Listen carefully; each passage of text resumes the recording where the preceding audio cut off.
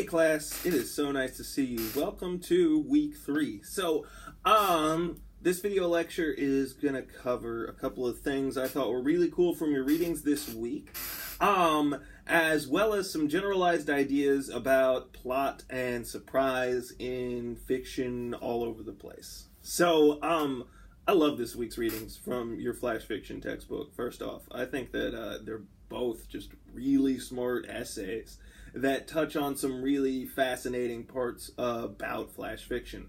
So, first off, let's talk about this one, Fireworks and Burnt Toast. Ideas that I pull out of this that I really hope you guys are focusing on is, one, the fixation and importance on titles and opening lines.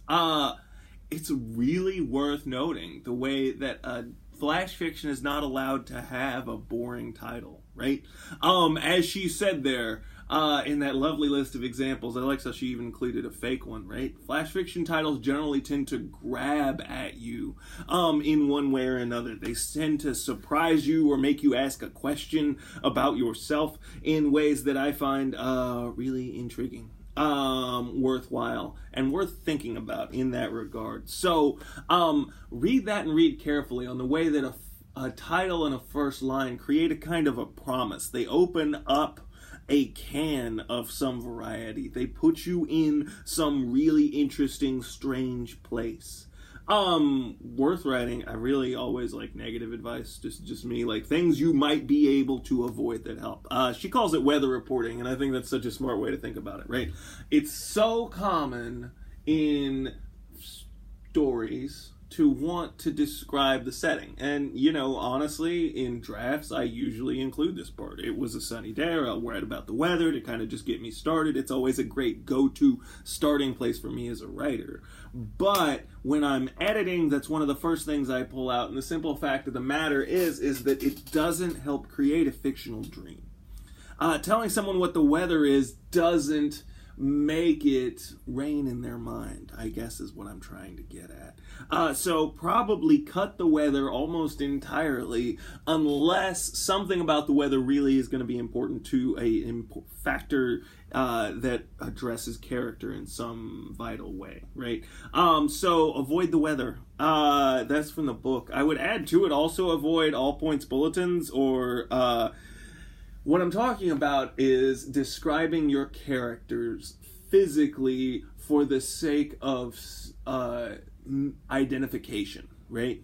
Now, when we talk about characters, and we will perhaps coming up soon, I'm a big believer in knowing literally everything you can about your characters and in inhabiting their mind space. And obviously that would include physical descriptions. You as an author should probably know that. But here's the deal.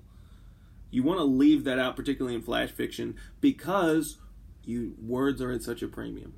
And furthermore, physical descriptions are one of the things the mind can imagine and fill in on its own rather readily. If you say, so there was a guy walking down the street with a hammer in his left hand, everybody sees that.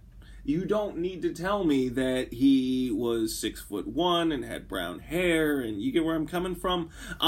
If those details are important, if they factor, yes, but otherwise, focus yourself on the bare minimum of details that don't influence the plot directly, which is why I think so many flash fictions have unnamed characters, is because at the end of the day, someone's name is most of the time not the most important thing about them from a character perspective.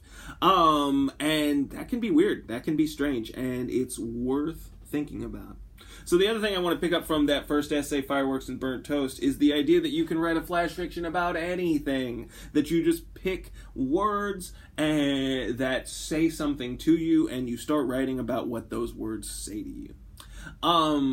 There are a couple of great examples of how that works in here, and I think that's readily available. I would add to it that both of those, or many of those examples, seem to center around personal experience, and that is allowed. You are allowed to tell stories that have happened in a fictional sense, provided you are not tied to the idea that, well, that's really how it happens, so I can't change it or edit it, right? A lot of the stories, maybe all of the stories I've ever written are in some way or another based on things that actually happened to me. And I hope you guys will know that your own personal experience is valuable, a worthwhile source of fictional relations. So use that stuff. I really like the prompt that it gives you in here, where it's just like, here, pick one of these 5 lines from a poem and just start writing about whatever comes into your mind when you start thinking about it. Do that this week. If you are still at a loss, or if you finished the flash fiction that you're wanting to turn in for the first go round, please think about that. Turn those in. Those can be, or use that. Those can be amazing starts to flash fictions, and I hope you'll think about that a lot. Okay, second essay we read this week, it talked about good surprise, and I love this essay, even if it's really short and somewhat vague, and I have to admit that it's hard to deal with in that terms. But the idea that a story that surprises you in some way is a fabulous thing. I'm so with that, right? We need to distinguish a surprise in terms of emotional response from a surprise in terms of plot, right? We're not talking about a story that has a twist ending at the end, although sometimes that may work in this context. We're talking about a story that makes you feel something you did not think you were going to feel when you started reading that story.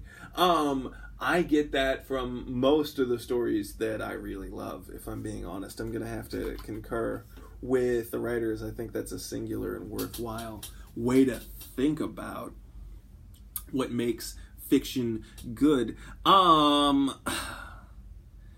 Creating that emotional surprise can be difficult, and it's one of those things where I think it's worthwhile to just consider all the times that's happened to you and sort of let those examples stack up together and sort of teach your subconscious where surprise comes from. I know that's sort of woo, if you'll forgive me for that, but I sincerely believe that by noting these moments where you, the reader, have an epiphany, a sudden shock of revelation of some kind, is a really interesting thing. So that's what you're going to talk about in your weekly discussion this week. I set it up, and I even included 3 long examples of stories that surprised me emotionally from various sources, and I hope you guys will check that out, chime in with your own, and start thinking about how or where we've seen this emotional surprise.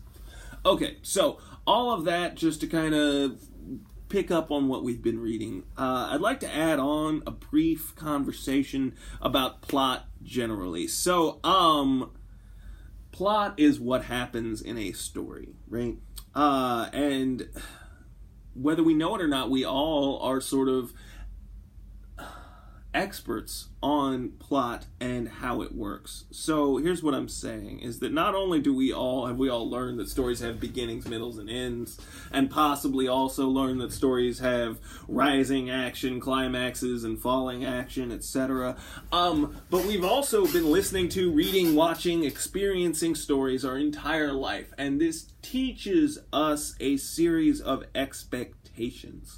So in other words, if you are watching a movie and in the first few scenes of a movie, a beautiful boy meets a beautiful girl, and then in the next few scenes of the movie, something drives that beautiful girl and that beautiful boy apart, well, guess what? I'm gonna bet that we all know that by the time we get to the end of that, by the time we get to the end of this movie, the couple is going to be in love, right? If the first scene of a movie involves some really bad people stealing something, the last scene of the movie is going to have some really good people fighting those really bad people and reclaiming that thing. You get where I'm coming from? Once a story has started, because you know and have experienced so many thousands of similar stories, you as the audience come into a state of expectation, right? That expectation creates plots of familiarity, things that we expect to happen. In stories, you have 2 distinct options, or maybe 3. you can fulfill those expectations, i.e. the boy and the girl fall in love, and at the end they're happily ever after. And that is rewarding and worthwhile, particularly in long form. Like novels, movies, long stuff. It's not at all wrong to give people what you said you were going to give them in the beginning, right? You can otherwise subvert those expectations. So if a story would expect a single thing to happen, you can do the literal opposite. In this case, I guess the boy and the girl do not get together at the end. These plots are often much more satisfying, even when they happen in otherwise normal contexts. Yeah, I'm gonna do it. If you've ever seen the film Big Daddy by Adam Sandler, believe it or not, it has a really surprising subverted ending at the end. The thing you would expect to happen at the end is not exactly what happens, and that is really surprising and, like, excellent for that film in that context. I think that particular moment is really worthwhile. When what you expect to happen at the end isn't what happens, I find that to be really intriguing storytelling, particularly because since it's an Adam Sandler, rom-com, you are so tied into getting what you expect that when you don't, it's really rewarding. So, two choices. If you constantly subvert expectations, if nothing happens the way that it's supposed to, people get frustrated and they quit. If you always fulfill people's expectations, you can make that work, but you are relying on your skill as a storyteller to kind of pull you through. What I think is interesting is if, for the most part, you fulfill expectations and occasionally subvert them. Now, I mentioned earlier there might be a third choice. That other third choice is going out in left field. So if instead of the boy meeting the girl, even though it sets up like a love story, it then turns out that it's about aliens, or that it's about the ineffable unknowability of other people in the universe, that is intriguing. And in that way, you are using the genre expectations to sort of give you a boost into a new and exciting place. It's a really difficult trick to pull off, but it can create that kind of emotional surprise that we're talking about earlier. I've referred to this in the past as the law of Scooby-Doo, which relates back to the fact that Scooby-Doo is perhaps the most familiar plot, at least to me. Growing up, I watched a ton of cartoons as a kid, and every Scooby-Doo episode, once you've watched the first 5 minutes, you can tell me the whole rest of the program, right? The same things happen in every single show, and this creates this series of strong expectations, right? The show manages to keep you coming back precisely by just as much as possible altering those instances to give you a new situation. So, takeaway from this is that consider plot in terms of expectations. As a knower of narrative, when a thing occurs in a story, you often start expecting or guessing what will come next, and your audience does the same thing. Be aware of that and use that to your advantage as much as possible. Good. Excellent. So, that's what I want to put into this video. Thanks so much for your time and attention.